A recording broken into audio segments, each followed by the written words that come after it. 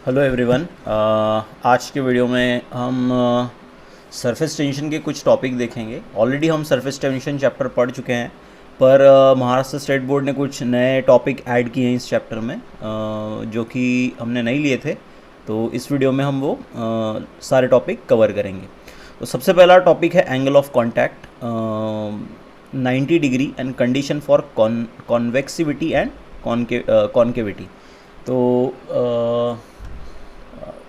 ये टॉपिक नया ऐड किया गया है। ओके, तो एंगल ऑफ कांटेक्ट के बारे में हम जानते हैं कि एंगल ऑफ कांटेक्ट कुछ और ना होते हुए एंगल है सॉलिड सरफेस और उस टेंजेंट के बीच का, जो कि हम लिक्विड सरफेस को ड्रॉ करते हैं। ओके, और जिसे हम मेज़र करते हैं हमारे लिक्विड के अंदर से। ओके, तो एंगल ऑफ, तो यहाँ पे देखिए दिया है कि एंगल ऑफ कांटेक्ट 90 डिग्री है। तो हमारा जो सरफेस है, अगर ये हमारा सॉलिड सरफेस हो गया समझ लीजिए, ठीक है, तो हमारा जो लिक्विड है वो कुछ इस तरीके से, लिक्विड सरफेस कुछ इस तरीके से कांटेक्ट में रहेगा। तो इस एंगल को हम यहाँ पे कह सकते हैं कि ये जो एंगल है यहाँ पर वो है 90 डिग्री। तो इसे हमने बेसिक माना है। ओके, इस एंगल को हमने बेसिक माना है, और इसके बाद हम इस चीज़ को ध्यान में रखते हुए या फिर इसे रेफरेंस कंसिडर करके कॉन्वेक्सिविटी और कॉन्केविटी की जो कंडीशन है वो एक्सप्लेन करेंगे। तो इस तरीके के लिक्विड होते नहीं है, but it's a hypothetical condition, एक तरीके की हाइपोथेटिकल कंडीशन है। Okay, imaginary condition. तो consider a hypothetical liquid having angle of contact 90 degree with the solid container as shown in figure. तो आप यहाँ देख सकते हैं कि हमने एक हाइपोथेटिकल लिक्विड कंसिडर किया है जिसमें 90 डिग्री एंगल, अब फिर मैं आपको इस डायग्राम में भी दिखाता हूँ 90 डिग्री एंगल, ये हो गया 90 डिग्री एंगल यहाँ पर। ओके, ये सॉलिड सरफेस हो गया हमारा ये वाला, और ये हमारा लिक्विड का सरफेस, ये स्फीयर ऑफ इन्फ्लुएंस। ओके, तो यहाँ पे जो एंगल बनाया हमारे लिक्विड ने इस सॉलिड सरफेस के साथ वो है 90 डिग्री। ओके, इस डायग्राम में दिया है वैसे। ओके, अब यहाँ देखते हैं हम, अब यहाँ पे रिजल्टेंट कोहेसिव और अधेसिव फोर्स भी दिखाए गए हैं। तो resultant adhesive force means AP। Okay, ये AP, और resultant cohesive force means AC। Okay, और इन दोनों का जो रिजल्टेंट है उसकी डायरेक्शन है along the solid surface. Okay, along the solid surface, ये यहाँ पर। ओके, ये हो गया रिजल्ट। अब हमारा सरफेस जो है लिक्विड सरफेस वो कॉन्वेक्स होना चाहिए या कॉन्केव होना चाहिए, किस पर निर्भर करता है ये हम देखेंगे। In this case, the net cohesive force AC is exactly at 45 degree. Okay, 45 degree either with either of the surface, and resultant AR is exactly vertical along the solid surface. तो इसमें उन्होंने क्या कहा है कि जो हमारा कोहेसिव फोर्स है वो एग्जैक्ट 45 डिग्री पर है। ओके, कितने डिग्री पर? 45 डिग्री पर हमारे सॉलिड सरफेस से। ओके, और लिक्विड सरफेस से भी बोल सकते हैं आप। देखिए ये हो गया हमारा सॉलिड सरफेस, ये हो गया लिक्विड सरफेस। ओके, और समझ लीजिए कि ये है हमारा रिजल्टेंट कोहेसिव फोर्स, ये हो गया पॉइंट A। ओके, और ये C। तो हमारा जो AC जो रिजल्टेंट कोहेसिव फोर्स है वो लिक्विड सरफेस से, ये लिक्विड सरफेस है हमारा, ये सॉलिड सरफेस है। ओके, तो यहाँ से भी लिक्विड सरफेस से भी ये 45 डिग्री एंगल के ऊपर है। ओके, और सॉलिड सरफेस से भी अगर हम इसको इस फोर्स की डायरेक्शन मेजर करें तो वो भी 45 डिग्री ही। ओके, 45 डिग्री ही है। ओके, और हमारा जो रिजल्टेंट कोहेसिव फोर्स है, जो रिजल्टेंट फोर्स है वो पैरेलल है। ओके, हमारे सॉलिड सरफेस को एग्जैक्टली वर्टिकल डायरेक्शन में, ये वर्टिकल डायरेक्शन में हमारा AR ये रिजल्टेंट फोर्स है। ओके, AR आप देख सकते हैं यहाँ पर AR। अब आगे, ओके, आगे For this to occur, AP is equals to AC by √2। अब ये सारी चीज़ें होने के लिए क्या होना चाहिए, इस तरीके का जो भी हम जो कंडीशन देख रहे हैं कि AC की जो डायरेक्शन है, और जिस तरीके से हमारे सॉलिड सरफेस और लिक्विड सरफेस से 45 डिग्री पर है, ये होने के लिए हमारा जो AP है, AP का जो मैग्नीट्यूड है वो AC से 1/√2 इतना चाहिए। जब AP का मैग्नीट्यूड AC से AC के 1/√2 इतना होगा, तब हमारा AR जो है वो AR is the magnitude of net force. AR यहाँ पे रहेगा magnitude of the net force. Okay, तो AR की जो पोजीशन रहेगी वो कुछ इस तरीके से रहेगी। Okay, from this we can write condition for acute and obtuse angle. Okay, तो यहाँ पे क्या दिया हुआ है, ये जो कंडीशन है यहाँ पर, जो 90 डिग्री का जो भी एंगल ऑफ कांटेक्ट बना है और जो भी हमारे रिजल्टेंट कोहेसिव फोर्स की जो भी पोजीशन है। ओके, तो ये कब होगा, जब हमारे AP का मैग्नीट्यूड AC के 1/√2 इतना होगा। यहाँ पे आप देख सकते हैं। ओके, तो ये कंडीशन अगर सेटिस्फाइड हुई तो आपको ऐसा कुछ मिलेगा। ओके, 90 डिग्री का एंगल ऑफ कांटेक्ट, पर ऐसा नहीं होता। ओके, ये एक हाइपोथेटिकल कंडीशन है। तो AR is a magnitude of net force, ये आपको पता है। From this we can write the condition for acute and obtuse angle. और अब इस कंडीशन से हम एक्यूट और ऑब्ट्यूस एंगल की कंडीशन डिटरमाइन कर सकते हैं। तो देखिए यहाँ पे क्या दिया हुआ है कि AP is equals to AC/√2। ये कभी भी ये पॉसिबल नहीं है, ये चीज़ कभी भी पॉसिबल नहीं है, क्योंकि हमको नेचर में कभी भी 90 डिग्री एंगल ऑफ कांटेक्ट नहीं देखने को मिलता। तो इसका मतलब क्या हुआ कि AP की जो वैल्यू है वो एक तो AC/√2 से ज़्यादा रहेगी या फिर AC/√2 से कम रहेगी। तो उससे हमारी दो कंडीशन बनेगी, एक बनेगी एक्यूट एंगल के लिए, एक बनेगी ऑब्ट्यूस एंगल के लिए। तो ये आपको ध्यान में रखना है कि अगर AP जो है आपका, अगर AP आपका AC/√2 से बड़ा है, ओके, AC/√2 से बड़ा है, तो आपको जो एंगल मिलेगा वो मिलेगा एक्यूट एंगल। ओके, और अगर आपका AP AC/√2 से छोटा है तो आपको मिलेगा ऑब्ट्यूस एंगल। ओके, ये बातें आपको ध्यान में रखनी पड़ेगी। ओके, तो ये है हमारी कंडीशन फॉर कॉन्वेक्सिविटी और कॉन्केविटी। नेक्स्ट टॉपिक है factor affecting on angle of contact. Okay, ये भी बात आपको नई है, थोड़ी नई नहीं है एक्चुअली। जो सरफेस टेंशन पर जो भी चीज़ें अफेक्ट करती हैं वैसे वही चीज़ें एंगल ऑफ कांटेक्ट पे भी इफेक्ट करती हैं। तो देखते हैं यहाँ पे कौन कौन सी फैक्टर्स है जो एंगल ऑफ कांटेक्ट पे इफेक्ट करते हैं। सबसे पहला factor, the nature of liquid and solid in the contact. जो भी नेचर है सॉलिड और लिक्विड इन द कांटेक्ट का, उसके ऊपर हमारा एंगल ऑफ कांटेक्ट निर्भर करता है। तो अगर लिक्विड मॉलिक्यूल्स और सॉलिड मॉलिक्यूल के बीच का कोहेसिव फोर्स ज़्यादा है लिक्विड और सॉलिड मॉलिक्यूल के बीच का अधेसिव फोर्स अगर ज़्यादा है या फिर कम है, उसके ऊपर आपके एंगल ऑफ कांटेक्ट की वैल्यू निर्भर करेगी। Next, impurity. अगर आपने इम्प्योरिटी ऐड की अपने लिक्विड में, तो एक तो सोल्यूबल इम्प्योरिटी रही तो एंगल ऑफ सरफेस टेंशन बढ़ेगा। ओके, और सरफेस टेंशन बढ़ा तो एंगल ऑफ कांटेक्ट चेंज होगा। ओके, तो सरफेस टेंशन इफेक्ट डायरेक्ट करता है कोहेसिव फोर्स के ऊपर। तो रिजल्टिंग कोहेसिव फोर्स की जो वैल्यू है अगर लिक्विड की बढ़ गई तो एंगल ऑफ कांटेक्ट चेंज हो जाएगा। नेक्स्ट है, अगर कम भी हो सकती है, अगर इम्प्योरिटी अगर इनसोल्यूबल है या फिर पार्शियली या फिर स्पैरेंगली सोल्यूबल है, तो सरफेस टेंशन की वैल्यू कम होगी और एंगल ऑफ कांटेक्ट की वैल्यू पर वो अफेक्ट करेगा।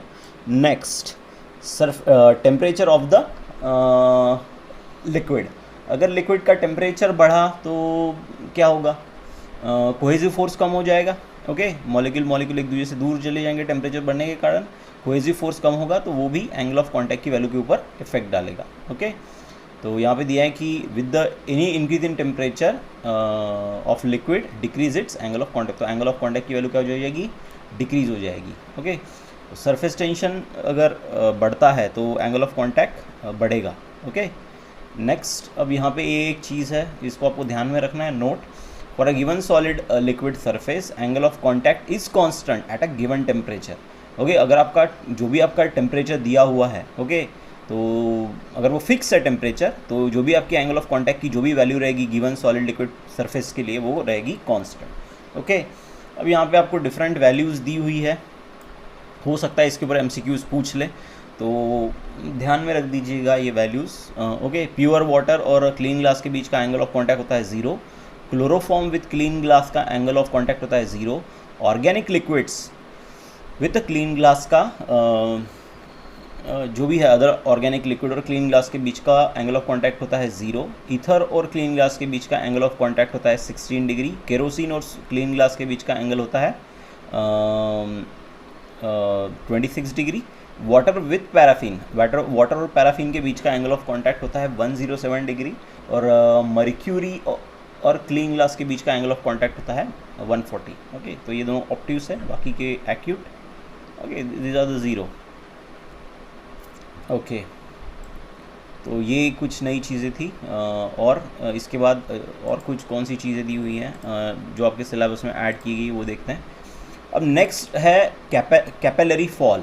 कैपिलरी फॉल हमने कैपिलरी राइज को इससे पहले टॉपिक देखा था कैपिलरी राइज का, उसे हमने नेचर ऑफ लिक्विड सरफेस के थ्रू प्रूव किया था कि क्यों आपका लिक्विड आपकी कैपिलरी ट्यूब में रेज होता है जब आप उसे किसी लिक्विड सरफेस में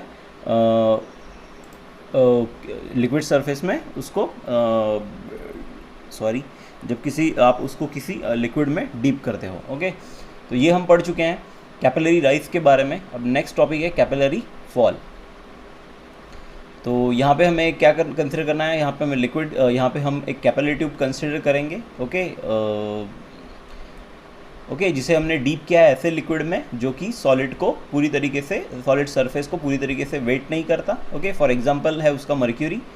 तो the shape of mercury meniscus in the capillary is upper convex. Upper convex का क्या मतलब होता है कि इस तरीके का रहा अगर आपका सरफेस, तो ये हो गया अपर कॉन्वेक्स, और इस तरीके का रहा तो इसे आप बोलेंगे लोअर कॉन्वेक्स। ओके, तो ये कुछ इस तरीके की टर्मिनोलॉजी है, या फिर आप इसे कॉन्वेक्स और इसे कॉन्केव भी बोल सकते हो, उसका कोई प्रॉब्लम नहीं है। बस टर्मिनोलॉजी में अपर कॉन्वेक्स, लोअर कॉन्वेक्स ऐसे टर्म्स यूज़ की गई है। ओके, आप इसको चाहे तो कॉन्वेक्स भी बोल सकते हो या अपर कॉन्वेक्स, या इसे बोल सकते हो लोअर कॉन्वेक्स या फिर कॉन्केव। ओके, तो ये बस थोड़े अलग शब्दों का इस्तेमाल किया है, लेकिन चीज़ें सेम ही हैं।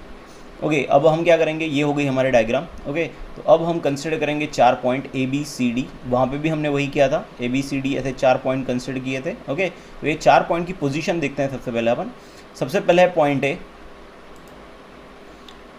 सबसे पहले है हमारा पॉइंट A। तो पॉइंट A कहाँ है? पॉइंट A हमारा है कैपिलरी ट्यूब के अंदर और कॉन्वेक्स सरफेस के ऊपर। Point A is just above the convex surface and inside the capillary tube. अब देखते हैं पॉइंट B। पॉइंट B कहाँ है? पॉइंट B भी कैपिलरी ट्यूब के अंदर है और वो है कॉन्वेक्स सरफेस के नीचे।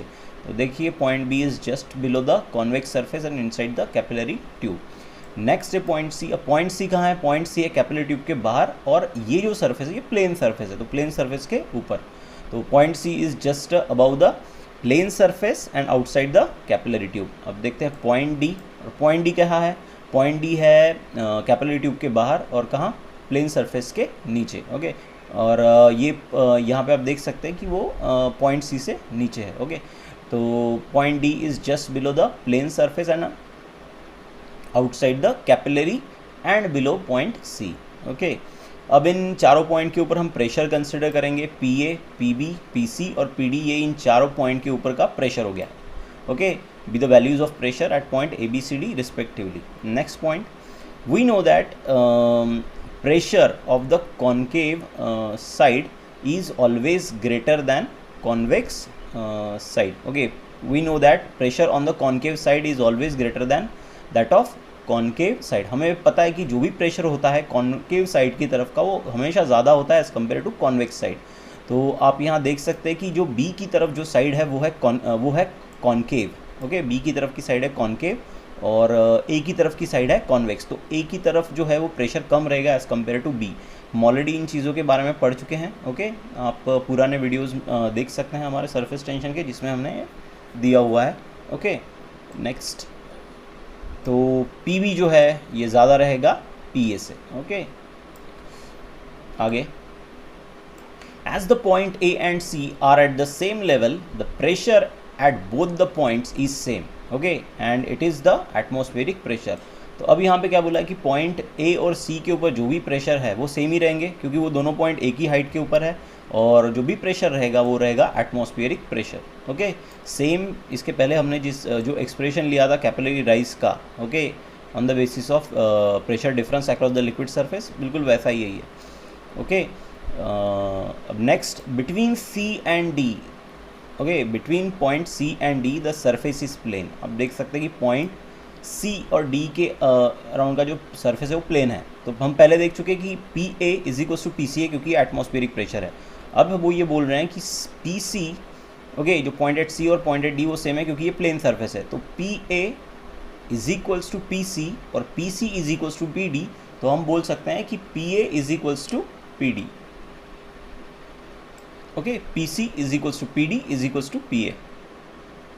ओके, अब हम चलते हैं अपने इक्वेशन 1 की तरफ, और इक्वेशन 1 में हम पी ए की जगह पुट करेंगे पी डी, क्योंकि ये तीनों प्रेशर की जो वैल्यूज़ है वो सेम है। तो पी बी हो गया बड़ा as compare to P D. तो आप यहाँ देख सकते हैं कि जो भी प्रेशर है पॉइंट बी के ऊपर, ओके, जो भी प्रेशर है पॉइंट बी के ऊपर वो ज़्यादा है as compare to P D, pressure at point D. वहाँ पे उल्टा था, जब हमने कैपिलरी राइज के बारे में दिया था तो पी डी का ऊपर का प्रेशर ज़्यादा था as compare to P B. अब यहाँ पे उल्टा है कि पी बी के ऊपर का प्रेशर ज़्यादा है as compare to P D. अब okay, but point B and D are at the same horizontal level. Point B और डी ये सेम हॉरिजॉन्टल लेवल पे होने के कारण वहाँ का प्रेशर सेम होना ही चाहिए, और उस प्रेशर को सेम लाने के लिए जो भी मर्क्यूरी है आपकी लिक्विड ट्यूब के आपकी जो ट्यूब है कैपिलरी ट्यूब के अंदर का, वो उसके लिए क्या होता है, वो उसके कारण फॉल हो जाता है, सिर्फ उस प्रेशर को मेंटेन करने के लिए। अब फिर से एक बार सुनिए कि पी बी जो है वो ज़्यादा है पी डी से, लेकिन दोनों एक ही हाइट के ऊपर है पॉइंट, तो इसका मतलब दोनों पॉइंट के ऊपर का प्रेशर सेम चाहिए, पर वो नहीं है। उस प्रेशर को सेम लाने के लिए जो भी लिक्विड है, जो भी मर्क्यूरी भरा हुआ है, ओके, हमारे इस लिक्विड को कैपिलरी ट्यूब में, वो आ जाएगा नीचे की तरफ in order to maintain the pressure at point D and B same. Okay, तो ये रीज़न है हमारे कैपिलरी फॉल के पीछे का। ओके, तो ये एक टॉपिक नया ऐड किया गया है आपके सिलेबस में। उसके अलावा नेक्स्ट टॉपिक है, हम इसके पहले कैपिलरी राइज का एक्सप्रेशन देख चुके हैं। ओके, अब उसका और एक एक्सप्रेशन है, ओके, तो वो भी देख लेते हैं। तो उसकी दो मेथड थी, एक मेथड थी बाय यूजिंग द फोर्सेस, वो हम ऑलरेडी डिस्कस कर चुके हैं। ओके, और नेक्स्ट है expression for the capillary tube, और जो भी मेथड हम इसमें देख रहे हैं वो है यूजिंग प्रेशर डिफरेंस। हम यहाँ पे प्रेशर डिफरेंस की मेथड यूज़ कर रहे हैं। तो यहाँ पे हम वो सारी कंसेप्ट यूज़ करेंगे जो हम इसके पहले फ्लूइड चैप्टर में देख चुके हैं। ओके, जैसे कि एब्सोल्यूट प्रेशर की कंसेप्ट हम अभी पढ़े हैं। ओके, तो ये कंसेप्ट का इस्तेमाल करके हम यहाँ पे एक्सप्रेशन डिराइव करेंगे कैपिलरी राइज के लिए। अब आप यहाँ देख सकते हैं कि हमने सबसे पहले कैपिलरी ट्यूब कंसिडर किया है जिसका जो रेडियस ऑफ क्रॉस सेक्शन है, ओके, जो रेडियस ऑफ क्रॉस सेक्शन है वो है r, और उस कैपिलरी ट्यूब को हमने डीप किया है उस लिक्विड में जिसकी डेंसिटी है रो। अब यहाँ पे हम पॉइंट कंसिडर कर रहे हैं a और b। ओके, ये पॉइंट A हो गया, ये पॉइंट B हो गया। ओके, और पॉइंट A के ऊपर का प्रेशर कंसिडर करते हैं हम PA, और पॉइंट B के ऊपर का प्रेशर कंसिडर करते हैं हम PB। तो ये दोनों प्रेशर हो गए पॉइंट A और पॉइंट B के ऊपर के। अब यहाँ पर हम यूज़ करेंगे हमारे एब्सोल्यूट प्रेशर का फॉर्मूला। जो भी प्रेशर रहेगा पॉइंट B के ऊपर, वो प्रेशर किसके बराबर रहेगा, वो प्रेशर रहेगा प्रेशर एट पॉइंट A, और वो प्रेशर जो इस लिक्विड कॉलम के कारण बना हुआ है पॉइंट B के ऊपर। तो PB is equals to PA plus H rho G. Okay, हम एच रो जी जो भी लिक्विड कॉलम के कारण जो भी प्रेशर प्रोड्यूस होता है उसका एक्सप्रेशन ऑलरेडी देख चुके हैं। ओके, अब इसको PA को हम लेके जाएंगे इधर, तो ये हो जाएगा PB माइनस PA, एक तरीके से गेज प्रेशर का फॉर्मूला हो गया ये। ओके, तो इससे हम दे देते हैं हमारा इक्वेशन नंबर 1। ओके, ये हो गया हमारा इक्वेशन नंबर 1। ओके, अब आगे देखते हैं। यहाँ पे PA और PB क्या है, प्रेशर डिफरेंस है लिक्विड कॉलम का at height h। Okay, PA और PB क्या है, ये प्रेशर डिफरेंस है, ओके, उस लिक्विड कॉलम का, ओके, जिसकी हाइट है h।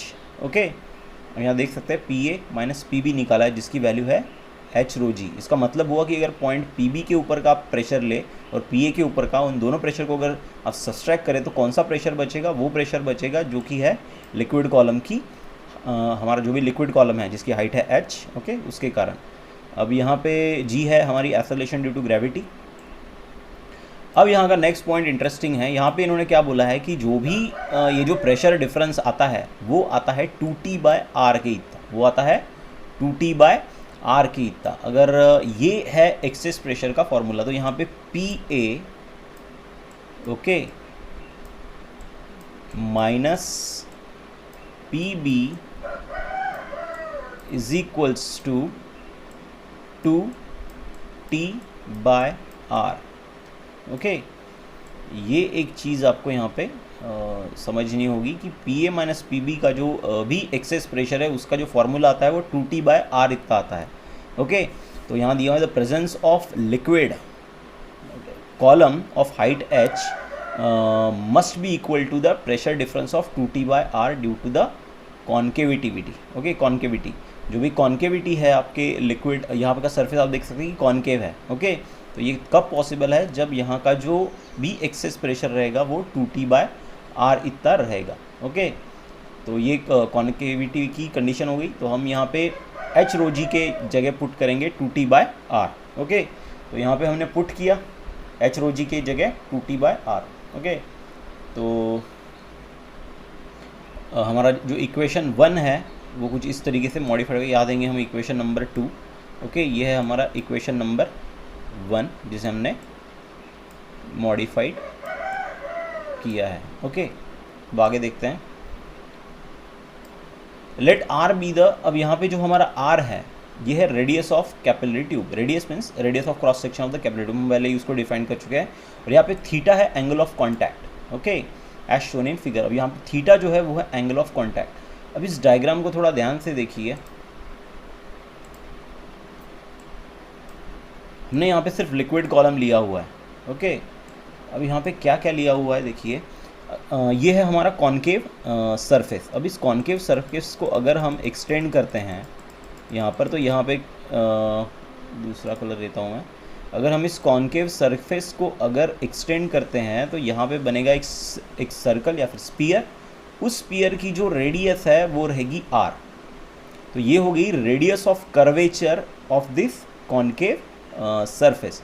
और ये है हमारी radius of the capillary, radius of cross section of the capillary tube, okay. ये चीज़ आपको यहाँ पे समझनी है। अब यहाँ पे ये एंगल और ये एंगल सेम रहेगा। ये एंगल अगर थीटा है तो ये भी एंगल यहाँ पे थीटा रहेगा, ओके। तो बस यहाँ पे मैथमेटिकली ये एंगल अगर थीटा है तो ये भी एंगल थीटा रहेगा। तो अब यहाँ पे हम क्या करेंगे,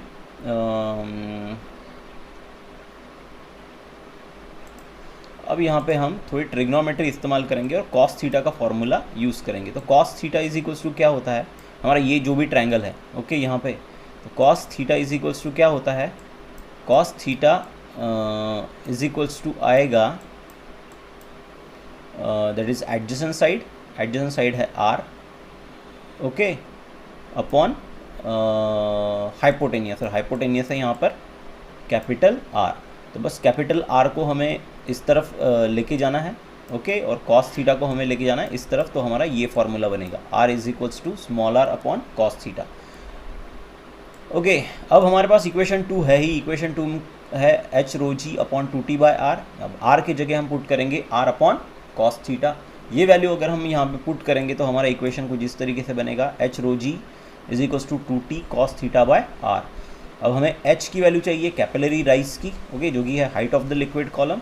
तो हम रो जी को इस तरफ लेके जाएंगे और यहाँ पर मिलेगा हमें हमारा इक्वेशन नंबर 3, जो कि रहेगा height of the liquid column. ये है इक्वेशन या फिर expression for height of the liquid column या फिर कैपिलरी राइज का एक्सप्रेशन, ओके। बस ये कुछ नए टॉपिक ऐड किए गए थे आपके सिलेबस में, ओके। तो दैट्स सफिशिएंट, ओके। ये इतने ही टॉपिक, नए टॉपिक ऐड किए गए हैं सरफेस टेंशन चैप्टर में, जो कि हमने इस वीडियो में कवर कर लिए। ओके, इसके बाद हम नेक्स्ट टॉपिक जो देखेंगे वो रहेंगे विस्कोसिटी, और जो लिक्विड जो फ्लो होते हैं, जिसे हम जो कि फिज़िक्स की ब्रांच है हाइड्रोडायनामिक्स, हम उसके बारे में पढ़ेंगे नेक्स्ट वीडियोस से। Okay, thank you.